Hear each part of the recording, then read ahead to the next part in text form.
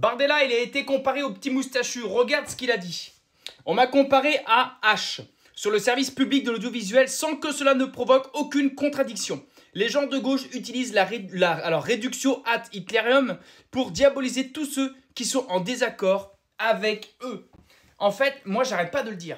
Ces gens-là banalisent complètement ce que le petit moustachu a fait dans les années 30, le fascisme aussi, et le racisme. En fait, ils utilisent ça comme des outils qui leur servent politiquement. Ces gens-là réhabilitent en permanence, ils font vivre le personnage du H et les fachos et tout ça, ils le font vivre, ils l'entretiennent parce que c'est leur fond de commerce, c'est l'adjectif qu'ils qualifient en permanence ceux qui ne sont pas d'accord avec eux. Et ça, c'est absolument dégueulasse. Tu te rends compte? Je veux dire, de l'histoire récente, le H, c'est la plus grande pourriture et ça l'est dans l'esprit de tout le monde. Donc quand tu insultes quelqu'un, que tu le compares à la plus grande pourriture de l'ère moderne, on va dire ça comme ça, c'est écœurant, c'est dégueulasse. Surtout que ça ne provoque aucune contradiction. Ça passe crème sur le service public. Un des principaux représentants du premier parti de France se fait insulter de ça là sur le service public et il n'y a pas de problème. Il y a zéro problème. Un objet suspect a été saisi dans la cellule de Salah Abdeslam. Alors, et illicite, c'est pas l'objet en lui qui est suspect. C'est ce qu'il y a dedans, une clé USB. Il est dans une prison à très haute sécurité. Comment ça se fait que des mecs comme lui, qui ont fait les attentats du 13 novembre, pardon, comment ça se fait que des clés USB parviennent jusqu'à sa cellule? Il y a quoi dedans? Est-ce qu'on lui demande des infos? Est-ce qu'on lui fait passer des messages? Est-ce qu'il prévoit encore des choses? C'était un des cerveaux. Comment, enfin, tu te rends compte quand même? Ce mec-là aurait dû être pendu au bout d'une corde. On le met en prison, on le nourrit, on le loge, on le blanchit et tout. Et le mec, il n'est même pas suffisamment surveillé pour empêcher des clés USB. C'est pas du tabac, c'est pas des gâteaux. Une clé USB, dans une clé USB, tu mets des choses, on est d'accord. Donc, il y a des messages qui essaient de lui être parvenus. Ou lui, alors explique, et puis mais attends un truc là. Comment il lit le contenu d'une clé USB d'ailleurs? Il a un ordinateur, lui, en prison en plus? Parce que moi, s'il faut le mettre en tôle, le nourrir, tout ça, moi je te le dis, c'est un mur blanc, des néons blancs, tu l'attaches sur une chaise, il ne peut pas bouger et il regarde son mur. Il ne bouge pas, il ne fait rien. Comment ça se fait que le gars, il a un ordinateur, visiblement, parce que tu n'as pas une clé USB, tu ne te la fous pas dans le cul pour la lire, tu vois? Et le gars, il a apparemment un ordinateur, donc... Oh là là, ça y est, je vais m'énerver, je vais être vulgaire. Sois pas vulgaire, Maru. On attend de savoir ce qu'il y a dessus. J'ouvre un grand débat et soyez soft dans les commentaires s'il vous plaît. Le gouvernement va ouvrir et contrôler 100% des colis Shein, soit 200 000 paquets. Ça fait suite au fameux scandale où ils vendent des poupées sexuelles très jeunes. D'accord? Maintenant, la question que je pose, déjà, bon, avant de poser ma question, ouvrir des colis privés machin bidule, je suis totalement contre parce que derrière ça, va y avoir d'énormes dérives, vous verrez, qui vont ouvrir plusieurs colis et pas que de chez Shein. Maintenant, la question, est-ce que ça vous choque ou pas cette histoire de poupées sexuelles très jeunes? Il y a une partie de moi qui me dit c'est absolument dégueulasse, immonde, répugnant, etc. C'est clair. Et il y a une autre partie de moi qui me dit s'il y a un mec qui a des idées tordues, qui achète ce genre de poupées et qui se les tape tout seul chez lui, et que de ce fait, ça puisse l'empêcher de passer à l'acte sur une vraie gamine ou un vrai gamin, alors, il y en a beaucoup qui vont se taper les poupées, que ça ne les empêchera pas de passer à l'acte. On est OK avec ça, pas de problème. Mais s'il y en a ne serait-ce que un, que ça empêche de passer à l'acte, un enfant qui se fait pas V parce que ses poupées sont sur le marché, qu'est-ce que vous en pensez? C'est absolument répugnant, dégueulasse, ça doit être interdit? Ou si ça peut combler des désirs de détraquer, est-ce qu'on le laisse? Enfin, est-ce que vous le laisseriez? Qu'est-ce que vous en pensez? J'avoue que moi-même, je ne sais pas. Le service public serait-il antisémite? Elle, tu la reconnais? C'est Caroline Margueriton, je ne sais pas comment on prononce, désolé, je regarde très peu la télé. Il y a un scandale en ce moment, parce qu'elle a un petit pendentif. Bon bref, je te lis la phrase, ce sera beaucoup plus simple. Ça fait 9 ans que je suis sur France Télévisions et ne m'ont jamais demandé de le retirer. Il y a quelqu'un qui a flouté mon aïe en interne à France TV. Pourquoi? On ne sait pas, ce n'est pas un signe religieux. Elle avait un pendentif, il y a écrit aïe dessus. Et aïe apparemment ça veut dire bonjour en hébreu. Mais il y a quelqu'un qui est facilement retrouvable, c'est un des monteurs de l'émission, qui s'est dit on va flouter ces 3 lettres qui veulent dire quelque chose en hébreu. Ça pose problème. Parce que dans ces cas-là, il faut absolument tout flouter. Surtout que ça, ce n'est pas un signe religieux, c'est une phrase. Donc celui qui se pointe avec une phrase en latin, il faut le flouter. Celui qui se pointe avec une phrase en arabe, il faut le flouter. Enfin, tu t'en sors plus, tu comprends.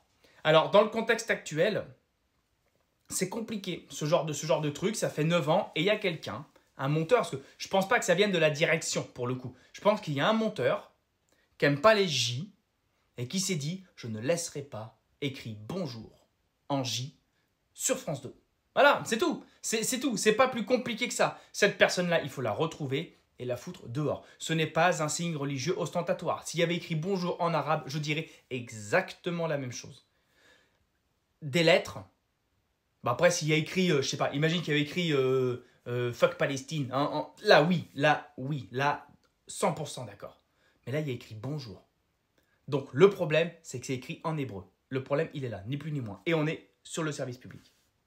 C'était un rappeur de merde, le nouveau maire de New York. Il s'appelait Monsieur Cardamome. Alors, quand je dis que c'est un rappeur de merde, c'est pas moi qui juge ses prestations artistiques. C'est lui-même qui le dit.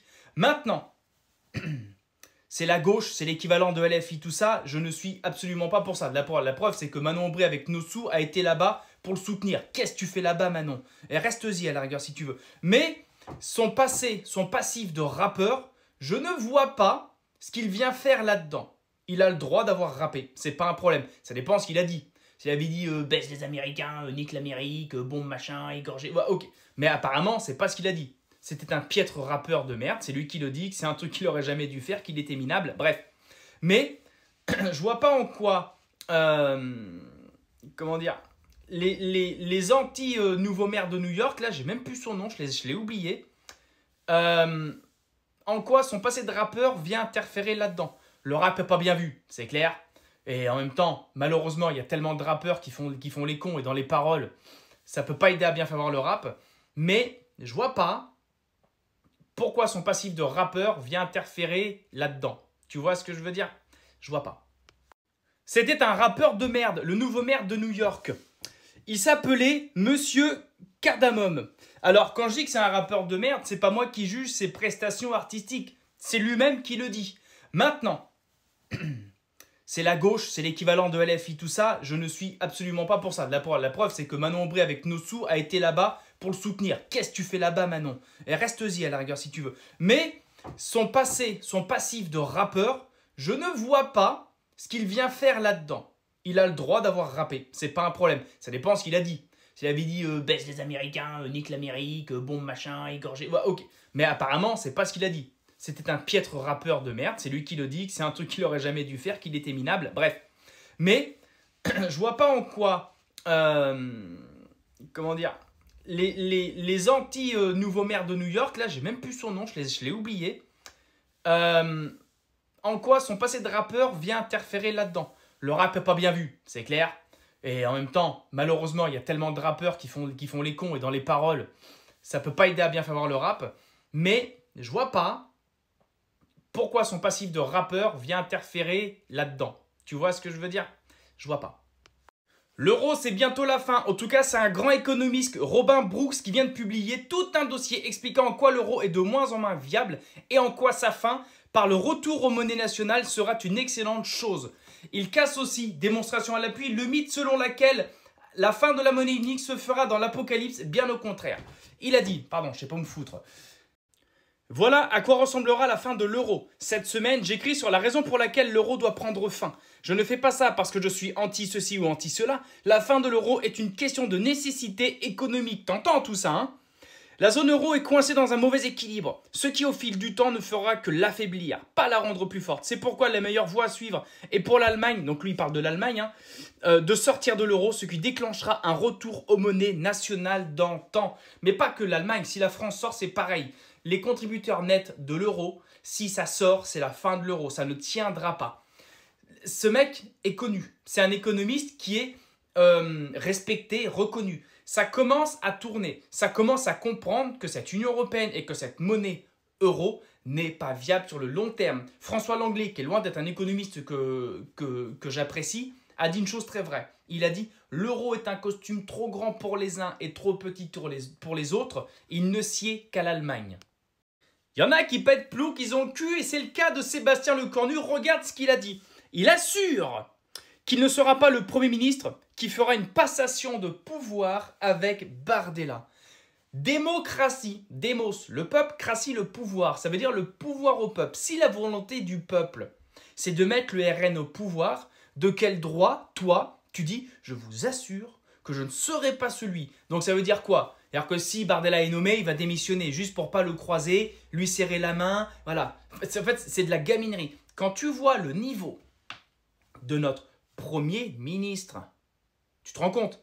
Il y a le chef de l'État, Macron, et il y a le chef du gouvernement, Lecornu. On est dans le top 2 des postes les plus importants de France. Le mec a un taux de gaminerie, c'est de la folie. Tu vois, LFI, c'est pas étonnant. Tu vois, ils n'ont pas serré la main aux plus jeunes députés qui étaient du RN et tout. Tu te souviens, là, à l'Assemblée nationale. C'est pas étonnant de chez LFI. Tu me diras, c'est pas étonnant des macronistes non plus.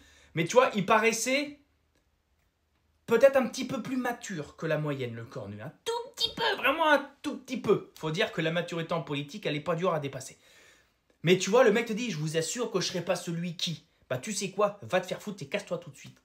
Non, parce que si c'est ça sa conception de la démocratie, casse-toi. Tu l'as fait une fois, s'il te plaît. Fais-le une deuxième et prends ton président avec.